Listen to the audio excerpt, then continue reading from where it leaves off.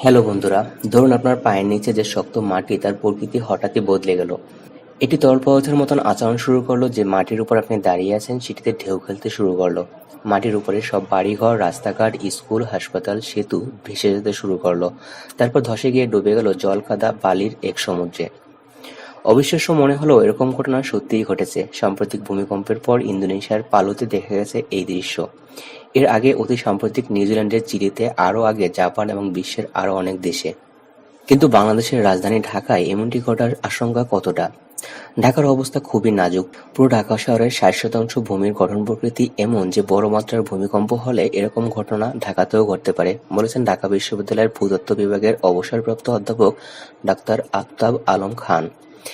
বিজ্ঞানীরা এ ধরনের ঘটনাকে বলেন লিকুইফেকশন, যা সহজ বাংলায় বলা যেতে পারে মাটির তরলীকরণ, অর্থাৎ মাটি যখন তরল পদার্থের মতন আচরণ শুরু করে। ইন্দোনেশিয়ার সর্বশেষ ভূমিকম্পে লিকুইফেকশনের কারণে পালু এলাকায় প্রায় ১,৭০০ বাড়িঘর কার্যত মাটিতে ডুবে গিয়েছিল। স্যাটেলাইট থেকে নেয়া ছবিতে দেখা গেছে পালুর বিমানবন্দরের দক্ষিণে একটি বিরাট এলাকার ঘরবাড়ির চিহ্ন পর্যন্ত নেই, সবকিছুই যেন মাটিতে মিশে গেছে।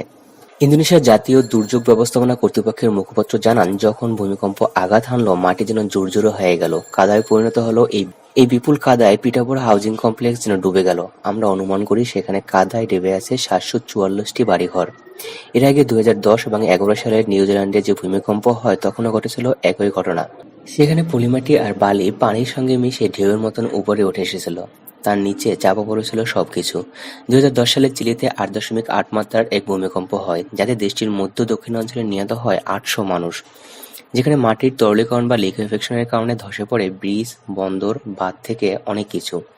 প্রায় ৯৫০ কিলোমিটার জুড়ে চলেছিল এই ধ্বংসযজ্ঞ।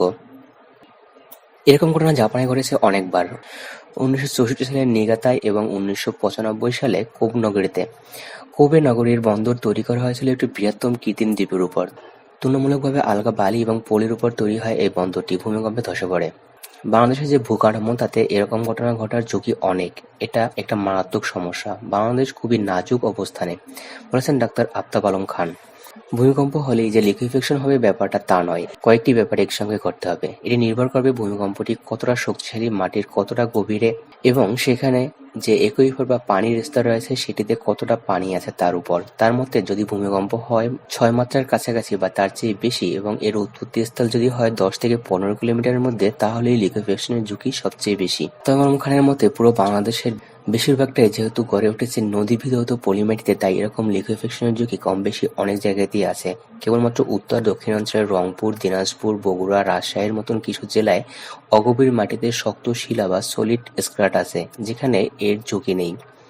তার মধ্যে ঢাকা শহরের অত্যন্ত ৬০% এলাকা এরকম লিকুইফেকশন অঞ্চলে পড়েছে, যেখানে এরকম বিপদ ঘটার উচ্চ ঝুঁকি রয়েছে। তিনি এই ঝুঁকির ভিত্তিতে ঢাকাকে ৩টি অঞ্চলে ভাগ করেছেন। এর মধ্যে সবচেয়ে ঝুঁকিপূর্ণ অঞ্চল হচ্ছে নারায়ণগঞ্জ, ডেমরা, পুরানো ঢাকা, মতিঝিল থেকে শ্যামলী পর্যন্ত এলাকা। এরকম ঝুঁকির সমর্থনে তিনি বাংলাদেশ অঞ্চলের অতীতে যেসব ভূমিকম্প হয়েছে সেগুলোর উদাহরণ দিলেন। ওইসব ভূমিকম্পে যত ক্ষয়ক্ষতি হয়েছে তার বেশিরভাগটাই এই লিকুইফেকশনের জন্য। অত্যন্ত আমাদের কাছে যা রেকর্ড আছে তাতে আমরা সেটাই দেখতে পাই। ১৮৮৫, ১৮৯৭, ১৯১৮ এবং ১৯৩০ সালে যেসব বড় ভূমিকম্প হয়েছে তাতে যত ক্ষয়ক্ষতির বিবরণ পাওয়া যায় তার সবই কিন্তু লিকুইফেকশনের কারণে। অতি সম্প্রতি ঘটা আরেকটি ভূমিকম্পের কথাও তিনি উল্লেখ করেন। ২০০৩ সালে রাঙামাটিতে যে ভূমিকম্প হয়েছিল সেটার মাত্রা ছিল ৬.১, কিন্তু সেটির উৎপত্তিস্থল ছিল ১০ কিলোমিটার বা ১১ কিলোমিটার গভীরে।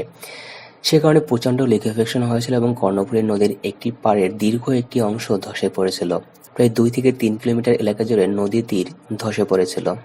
আমাদের ভিডিওটি কেমন লাগলো অবশ্যই জানাবেন। ভালো লাগলে লাইক, শেয়ার এবং কমেন্ট করতে ভুলবেন না। আর নতুন নতুন ভিডিও পেতে অবশ্যই সাবস্ক্রাইব করুন এবং এর অ্যালার্ট পেতে নোটিফিকেশন আইকনে হিট করুন। সবাইকে ধন্যবাদ।